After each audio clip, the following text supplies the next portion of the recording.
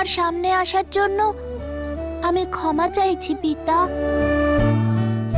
কিন্তু কি করব, প্রশ্ন মাতার মন থেকে পরিবারের সম্মান পর্যন্ত পৌঁছে গেছে। আমি শিবশক্তির মতভেদের প্রহার শিবের কৈলাসের উপর হতে দেব না। তোমার দেওয়া এই অভিশাপ থেকে আমার পরিবারকে আমি নিজেই বাঁচাবো।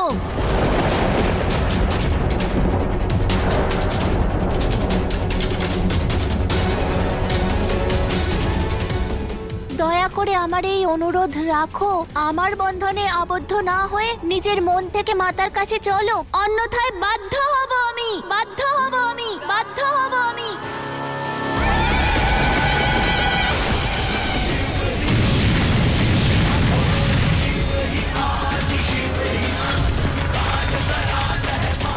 গণেশ!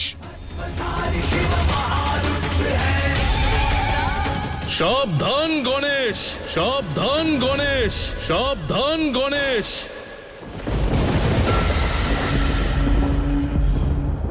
এমনটা যেন না হয় যে পুনরায় তোমার জেদের জন্য আমি জন্মদাতা থেকে মৃত্যুদাতায় রূপান্তরিত হতে বাধ্য হই, বাধ্য হই, বাধ্য হই।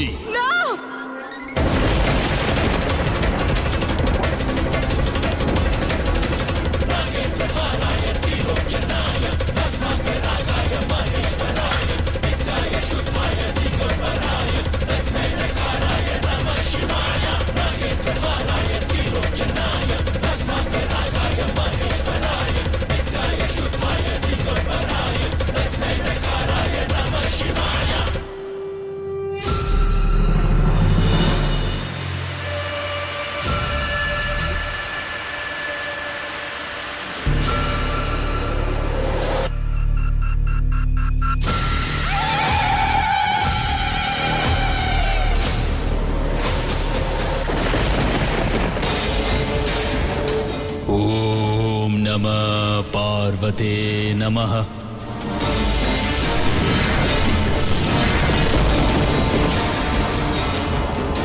ओम नमः पार्वते नमः।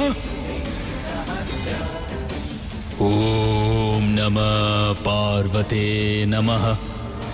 ओम नमः पार्वते नमः। ओम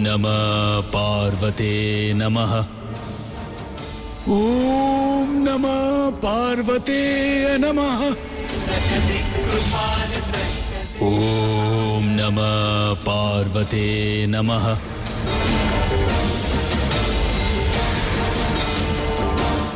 ओम नमः पार्वते नमः। ओम नमः पार्वते नमः। ओम नमः पार्वते नमः।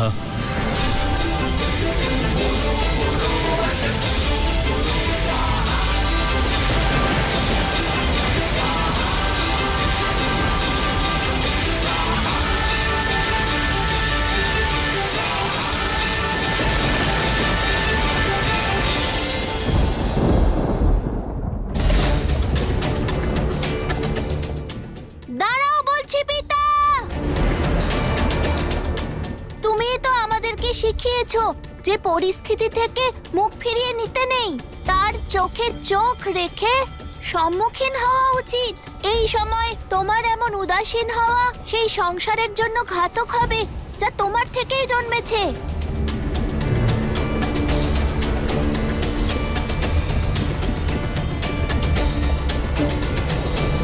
ক্ষমা করো পিতা, কিন্তু নিজের পরিবারের জন্য, এই সংসারের জন্য আমায় এই কঠিন সিদ্ধান্ত নিতেই হবে। তুমিই তো শিখিয়েছো যে যখন তপ আর ত্যাগ ব্যর্থ হয়ে যায় তখন তাণ্ডবই একমাত্র উপায়। সাবধান পিতা!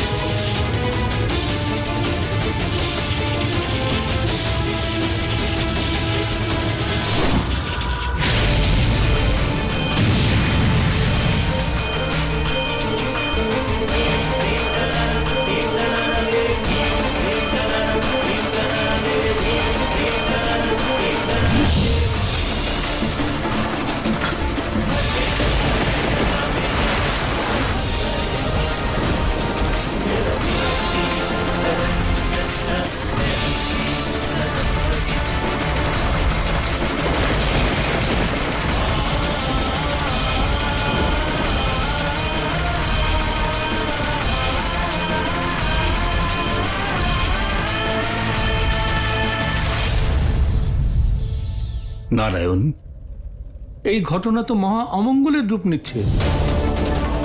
শিব আর শক্তি একে অপরের উপর রুষ্ট। এখন তো বিনায়কও এই দ্বন্দ্বে জড়িয়ে পড়েছে। যদি এই সময় মল্ল আর মনির তন্ত্র সফল হয়ে যায়, তাহলে এই সৃষ্টির কি হবে নারায়ণ?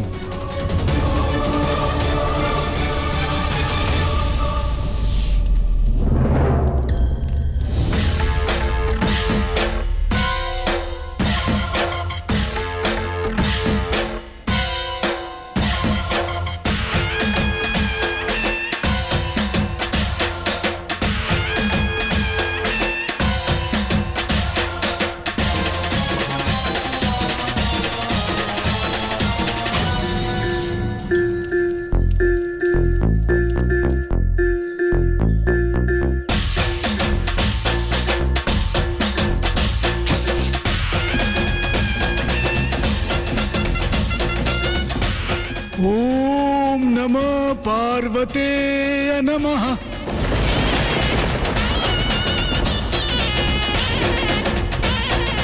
ओम नमः पार्वते नमः।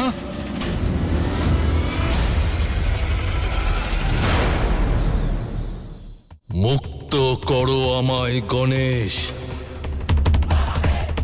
আমি বললাম মুক্ত করো। আমার উদ্দেশ্যের পথে এসো না। এমনটা যেন না হয় যে আমি আমার এই রুদ্র রূপে কিছু এমন করে বসি যার কুপরিণাম